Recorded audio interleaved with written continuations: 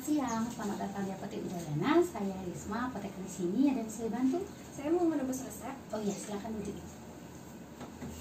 Boleh saya lihat resepnya, Bu? Oh iya, ini resepnya untuk Ibu sendiri. Benar atas nama Ibu Fitria? Oke, dengan saya sendiri, Fitria. Oh iya. Jadi di sini oleh dokternya diresepkan Ventolin inhaler.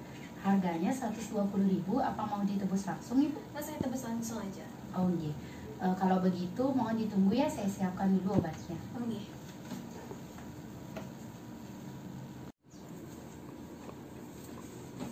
Jadi Bu, obat yang diresepkan itu Ventolin inhaler. Apakah sebelumnya Ibu pernah menggunakan alat inhaler nggih?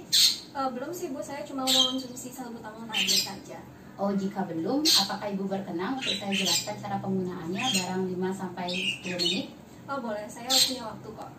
Oh iya, jika gitu saya akan mengajukan beberapa pertanyaan. Untuk nama, usia, dan juga alamat tinggalnya di mana nggih Bu? Saya atas nama Fitria Widianti, umur 27 tahun, dengan alamat Jalan Sudirman nomor 1 Denpasar. Oh iya, baik Ibu. Sebelumnya apakah Ibu mempunyai riwayat alergi obat dan juga riwayat penyakit lainnya? Untuk alergi sama penyakitnya sih nggak ada. Untuk pertanyaan berikutnya, apakah Ibu pernah mengonsumsi obat sebelumnya?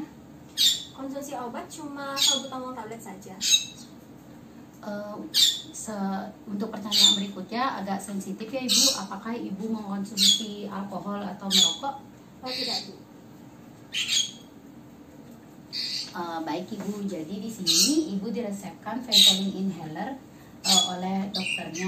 Apakah dokternya sebelumnya ada menjelaskan mengenai gejala atau penyakit yang Ibu alami? Dokternya sih cuma bilang kalau saya didiagnosa asma, terus juga saya juga merasakan sakit nyeri di dada sama nafas saya berbunyi. Apakah dokternya ada menjelaskan cara penggunaan dari alat inhalernya ini? Untuk cara penggunaannya cuma dokter mengatakan kalau asma saya kambuh, saya harus menghirup obatnya ini, dan jika kalau saya sudah menghirupnya akan lebih membaik lagi. Baik, benar sekali Bu. Jadi obatnya Niki dapat digunakan untuk mengurangi gejala dari kekambuhan asma akutnya Ibu. Kalau boleh tahu dalam sehari berapa kali nih gejalanya Niki kambuh?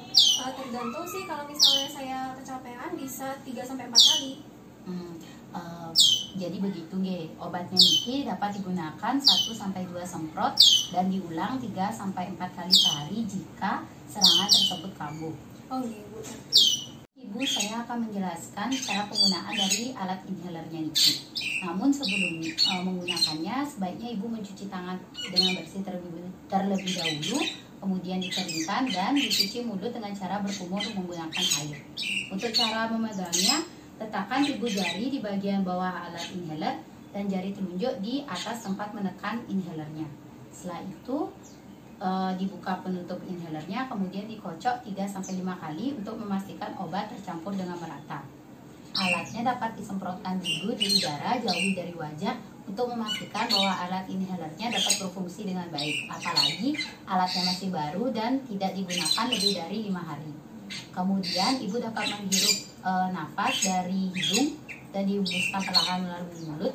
Setelah itu alatnya dari mulut inhaler ini dapat diletakkan di antara gigi atas dan gigi bawah. Setelah itu mulut dapat dikatupkan. Usahakan jangan menggigit dari mulut inhalernya. Setelah itu ibu dapat menarik nafas dan sambil menekan tombol bagian atas dari inhalernya. Ya. Kemudian tahan nafas selama 10 detik dan hembuskan nafas secara perlahan. Setelah itu jika ibu merasa tidak ada perubahan atau tidak mendingan, ibu dapat melakukan penyemprotan kembali dengan jeda waktu 30 detik setelah penyemprotan yang pertama. Dapat dimulai dari tahap pengosokan obat hingga penyemprotan obat. Jika telah selesai menggunakan alat, maka mulut inhaler dapat dibersihkan dengan air hangat dan dibersihkan dengan tisu. Kemudian ibu dapat membersihkan mulut dengan cara berkumur menggunakan air karena dapat menyebabkan sariawan. Jika obat ini telah habis, ibu dapat melakukan kontrol ke dokter. Hingga saat ini, apakah ada yang bisa ditanyakan? Untuk penyimpanannya bagaimana? bagaimana nih? Jadi jika Ibu telah selesai menggunakan alat ini dapat disimpan dalam kotak obat dalam suhu sejuk atau suhu ruang yang terlindung dari cahaya dan jauh dari jangkauan anak-anak. Obat ini juga dapat dibawa saat berpergian untuk mencegah terjadinya gejala atau serangan yang mendadak. Baik, hingga saat ini apakah ada yang kurang jelas, Ibu? Sudah cukup jelas, Bu. Baik, jika sudah jelas, apakah Ibu berkenan untuk mengulang informasi yang telah sampaikan? Barangkali ada yang saya lupa sampaikan atau yang belum saya sampaikan. Bisa, Mbak. Jadi saya harus cuci tangan terlebih dahulu ya. Habis itu berkumur, habis itu saya duduk dalam posisi tegak atau berdiri. Kemudian saya harus buka tutupnya, habis itu dikocok 3-5 kali.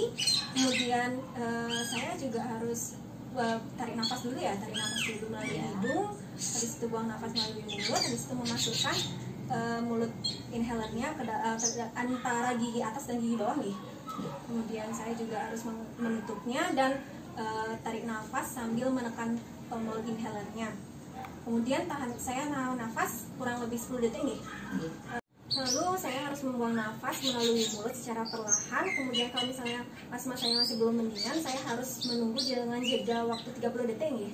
Kemudian juga saya mengulang dari pengocokan inhalernya sampai penyemprotannya kembali.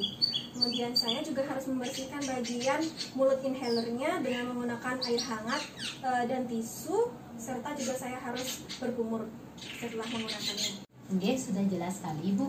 Saran saya agar asma Ibu tidak sering kambuh, Ibu dapat menjaga pola istirahat agar tidak kecapean. Kemudian dijaga juga sirkulasi di rumah dan Ibu dapat melakukan olahraga ringan untuk menjaga tubuh Ibu tetap sehat dan fit.